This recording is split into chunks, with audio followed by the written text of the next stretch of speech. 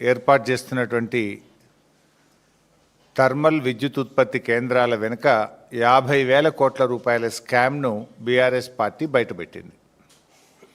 అయితే ఈ విషయం మీద గౌరవనీయులు బట్టి విక్రమార్క గారు, శ్రీధర్ బాబు గారు ప్రెస్ మీట్ పెట్టారు. చాలా విషయాలు మాట్లాడినారు. సరే, ఒక అడుగు ముందుకేసి తమ స్థాయిని దించుకునే విధంగా నన్ను పట్టుకొని అన్ఫిట్ ఫర్ పాలిటిక్స్ అనేటువంటి మాట బట్టి విక్రమార్క గారు నన్ను ఉద్దేశించి మాట్లాడారు. సరే, బట్టి విక్రమార్క గారు అన్నట్టు నేను అన్ఫిటే కావచ్చు. దేంట్లో అన్ఫిట్? నీలాగా ఫైనాన్స్ డిపార్ట్మెంట్లో ఆర్థిక మంత్రిగా పనిచేసినప్పుడు 20%, 30% కమిషన్లు తీసుకోవడం నాకు రాలేదు. దాంట్లో నేను అన్ఫిటే. మీరు బాగా ఫిట్ ఇలా, ఎందుకంటే మీ ఫిట్నెస్ బయటపడ్డది కదా. ఫైనాన్స్ డిపార్ట్మెంట్ చరిత్రలో ఏ రోజు కూడా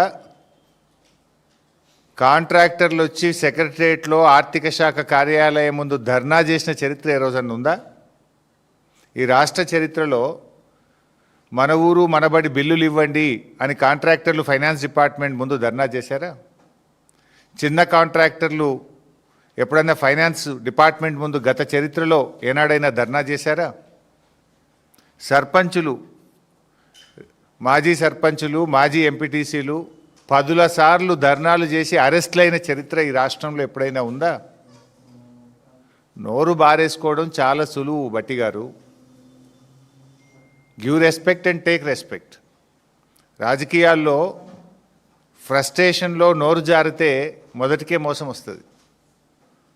సమాధానం ఉంటే చెప్పండి, లేదా మౌనంగా ఉండండి. నోరెందుకు బారేసుకుంటున్నారు? ఎవరు అన్ఫిట్? మా పాలనలో మా కేసీఆర్ గారు ప్రభుత్వం ఆనాడు కాంగ్రెస్ నుంచి బీఆర్ఎస్ అధికారంలోకి వచ్చినాడు. రాష్ట్రంలో పరిశ్రమలకు వారానికి 2 రోజులు పవర్ హాలిడే.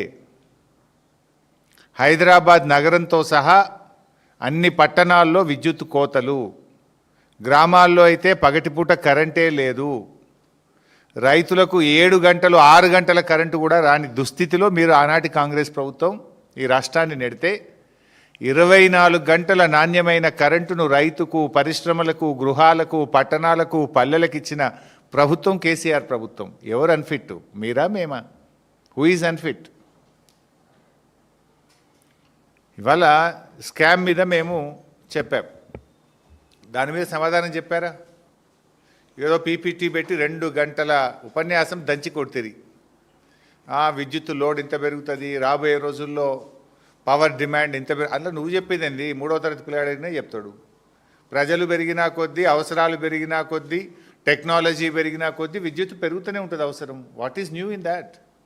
దానికి పెద్ద పీపీటీ ఎందుకు నువ్వు? ఇప్పుడు సింపుల్ క్యాబినెట్ మీటింగ్ తర్వాత స్వయంగా క్యాబినెట్ బ్రీఫింగ్లో మంత్రులే చెప్పారు, రాష్ట్రంలో రామగుండం, మక్తల్, పాల్వంచలో 3 థర్మల్ విద్యుత్ కేంద్రాలు నెలకొల్పుతాం.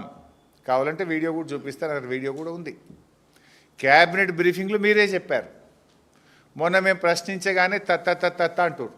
లే మక్తల్ కాదు మక్తల వేరే పెడతాము అని 2 రోజుల్లోనే మాట మార్చినటువంటి చరిత్ర మీది.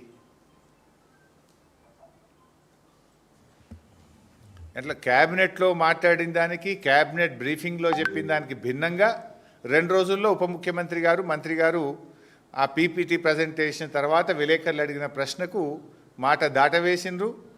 లేదు మక్తల్ అట్లా కాదు అని మాట మార్చిండ్రు. ఇంకో మాట మంత్రి గారు నిన్న ఏమంటాడు, ఇంక ఏడబై మేము టెండర్లే విలువపోతుంది, ఖర్చే పెట్టకపోతుంది, పైసలు ఖర్చు కాకముందే అవినీతి అయిందంటారా అంటుండు. మరి మీరు ఆనాడు